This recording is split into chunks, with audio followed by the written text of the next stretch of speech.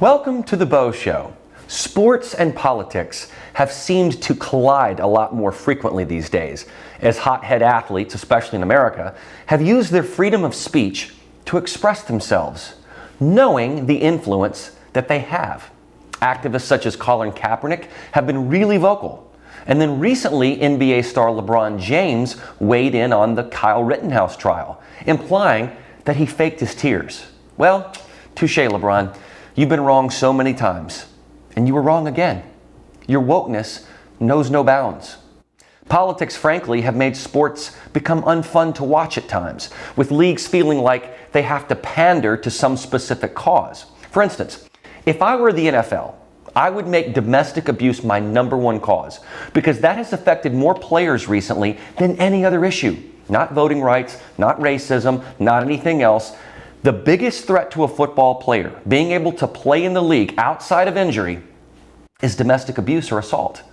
But yet, the league champions some other perceived cause, thereby picking winners and losers, which sometimes I think they do when it comes to rigged Super Bowls.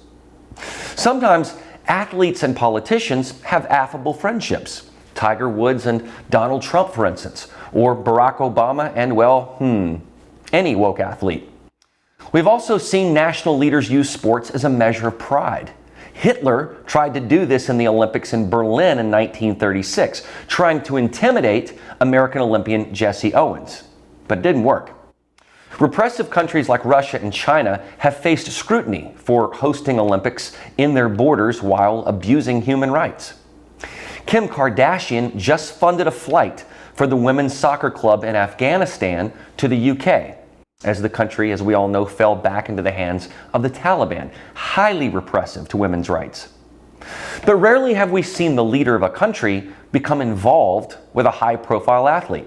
Such is the case with Peng Shuai, a women's tennis star in China.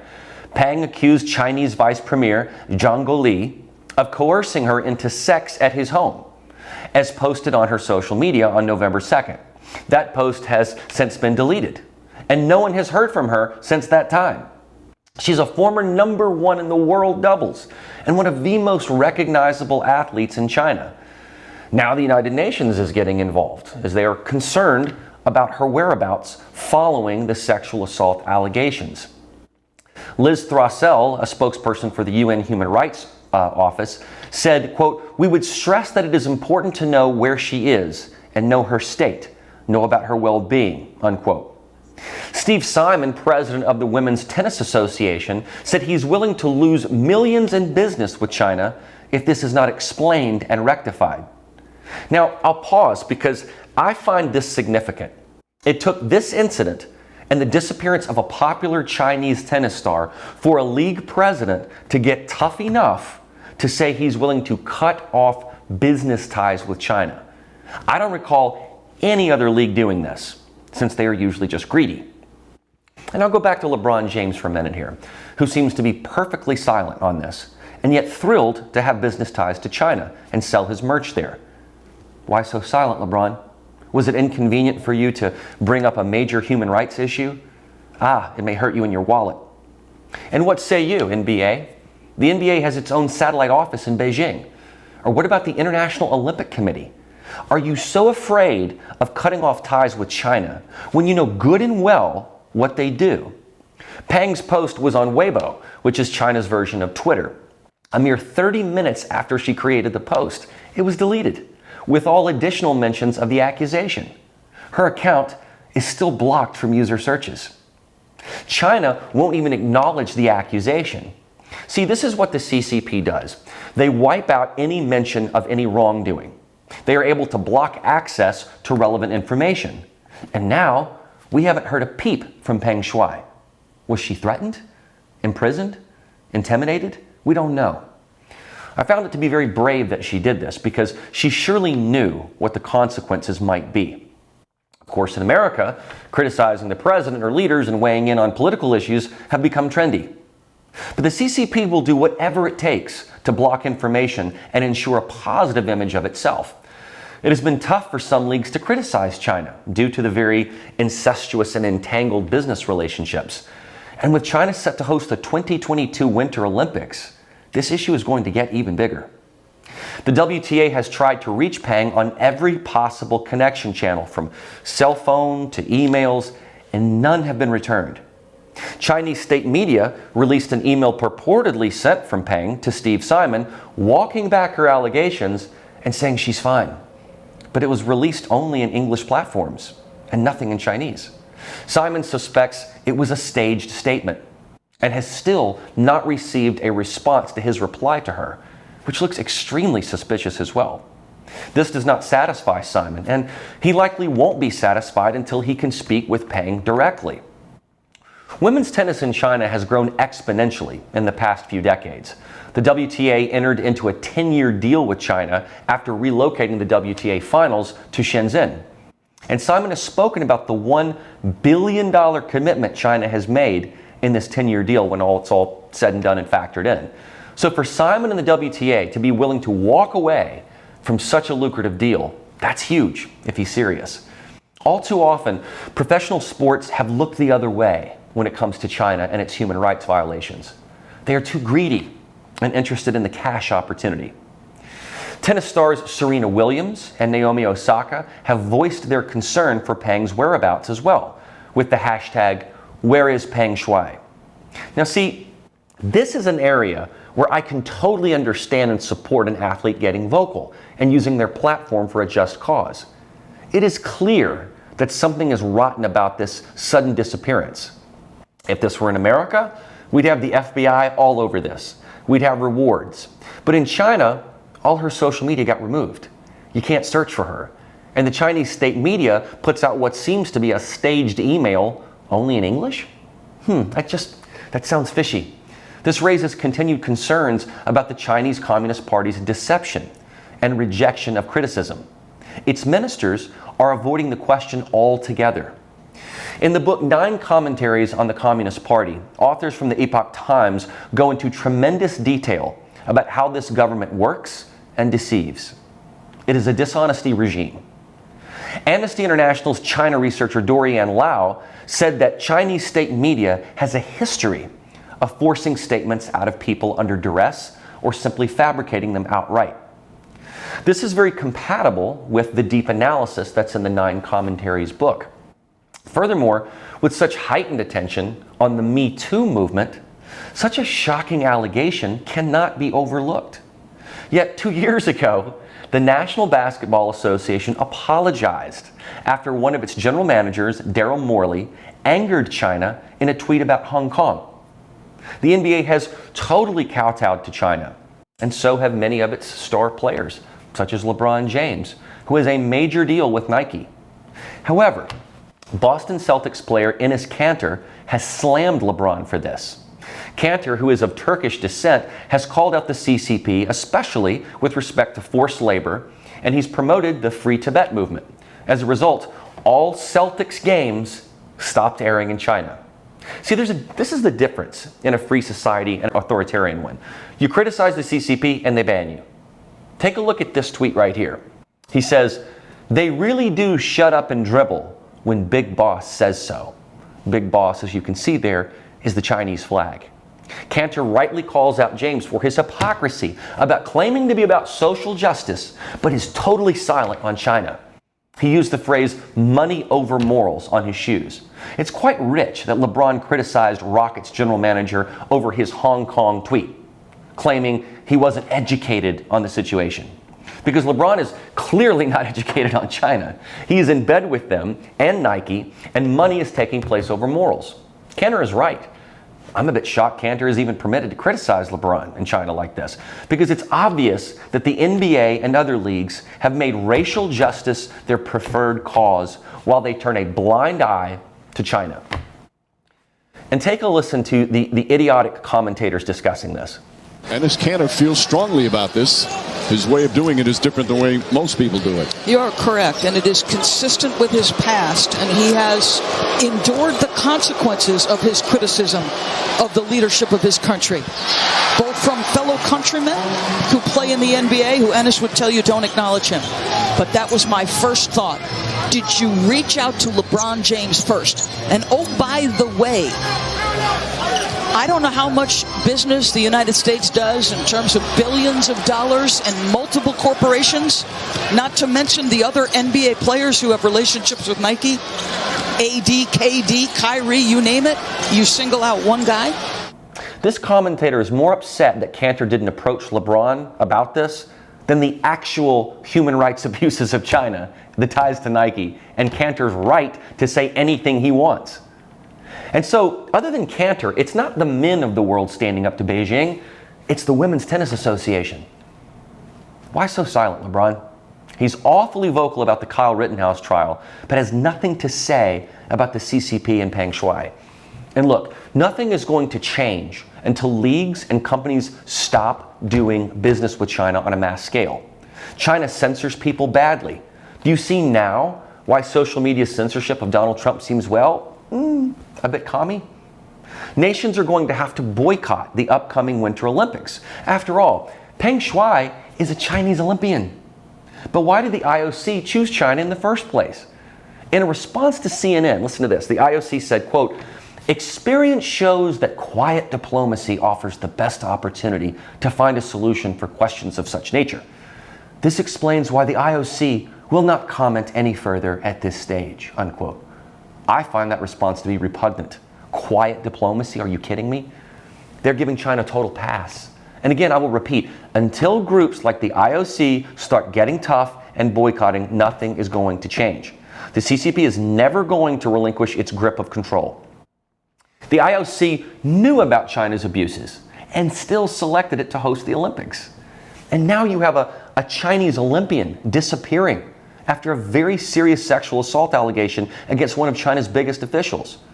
How on earth can you allow an Olympics to proceed with this hanging in the air? How can any human rights group permit this grave censorship? I mean, this contains several very salient issues today: censorship, women's rights, sexual assault, government cover-up, and basic human rights. Furthermore, we know that China didn't attend this recent COP26 climate conference, and they continue to pollute. So where are all the Green Deal alarmists on this? The Epoch Times printing press in Hong Kong has been vandalized at least 4 times. That is because China does not want true factual information getting to its people. They only want favorable coverage. And hey, journalists out there, where are you? Why are you giving the Chinese spokespeople a pass when they say this is not a diplomatic issue? Of course it's a diplomatic issue. One of your star tennis players says one of your top officials assaulted her, and you took down her social media, and she hasn't been heard from since. That breaches every bit of fairness and decency imaginable. We may not be able to tell China how to act, but we certainly can react accordingly. I'm tired of all the virtue signaling that pro sports leagues do, but yet they stay in bed with China. I hate TikTok, and one of the main reasons is that it is owned by Chinese company ByteDance. Every business in China has to be managed to some degree by the CCP. And we know what they do with personal data. So why are we all on TikTok? So that we can post a stupid dance? Is that really that important? Is your privacy not important to you? You're just handing it over. They have been stealing our intellectual property for decades and ripping us off in trade. They own a ton of our bonds, but we just print more currency, spiking inflation. We have introduced capitalism to them so that they can basically take advantage of us. I don't care for the NBA at all, and this is fundamentally why. They cherry pick a cause, but are totally silent when it comes to actual human rights violations. I give kudos to Steve Simon of the WTA for standing up to China and demanding answers and threatening to pull the business deal. Imagine if other companies and leagues started doing that. Imagine if more athletes spoke up about it, like Serena and Naomi Osaka have done. It shouldn't take the disappearance of a tennis star for this to happen. But sadly, it seems it's the only reason that we are hearing about it at all. I find that America is very oblivious when it comes to matters like this. But remember that although communism as a true form of government is totally impractical, it doesn't mean that the theories and the principles of it don't seep into America. Principles like the erosion of morality, state control, propaganda, and censorship. It's kind of amazing how every pro sports league or its athletes share their opinions on Kyle Rittenhouse, but they can't seem to express an opinion about Peng Shuai or the CCP's censorship. It's not sexy enough for them to speak about. Truly, every athletic organization should be formulating right now how to react to this, especially the female ones. Have you ever noticed that Chinese athletes never speak out against the CCP? They're not permitted to. So for Peng to come out and say something this forceful and incendiary, you could predict what the CCP would do. Rather than permitting a thorough investigation of the claim, they just cut off her ability to speak and any associated internet searches. The United Nations should absolutely be investigating this, but they've been pretty inept in the past in getting China to be transparent about anything.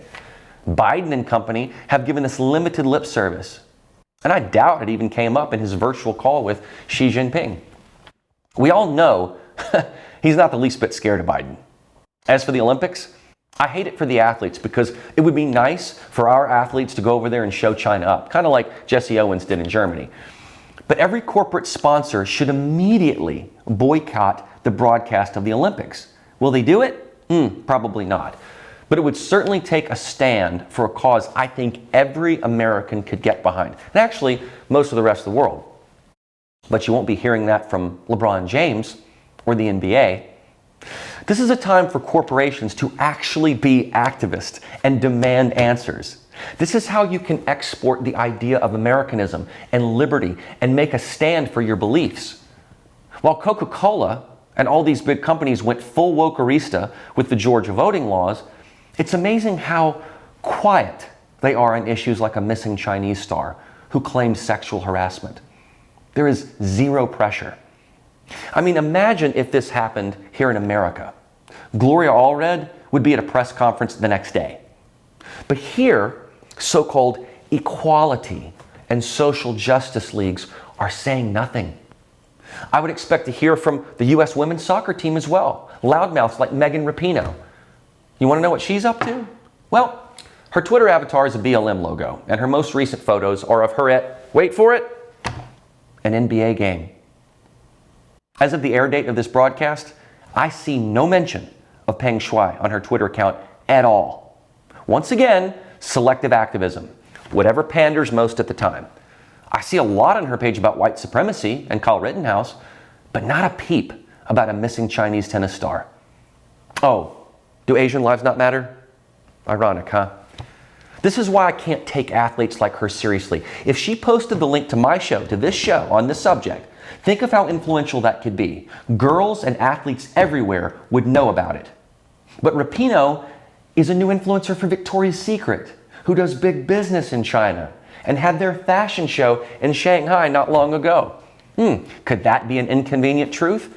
And why Rapinoe isn't tweeting, "Where is Peng Shuai?" I mean, hell, for that matter, Victoria's Secret could choose Peng Shuai as their new influencer. That would be a major slap in the face to the CCP and their human rights violations. But I digress. I realize I'm talking far too logically for Victoria's Secret and an activist soccer player. She's too busy stumping for the Democrat Party. And it's also ironic that a Turkish NBA player is the one raising human rights issues and calling out LeBron. I hope they don't silence him. The CCP already has. The NBA looks so weak right now. So where is Peng Shuai right now? Well, we just don't know. She hasn't been seen since November 2nd. The Chinese media releasing a supposed correspondence is utter BS. And China's media people are dodging the issue altogether. But this isn't just about missing tennis players. This is about how China operates and how we Americans respond to it. Look, China is even trying to push the wet market theory again for the COVID outbreak. That's diversion. Until we hold them accountable, this will just continue. I applaud the WTA for taking a stand and perhaps actually doing something about it, because all the other leagues look like cowards right now. Less tweets, more action, please. I'm Beau, and that's the show.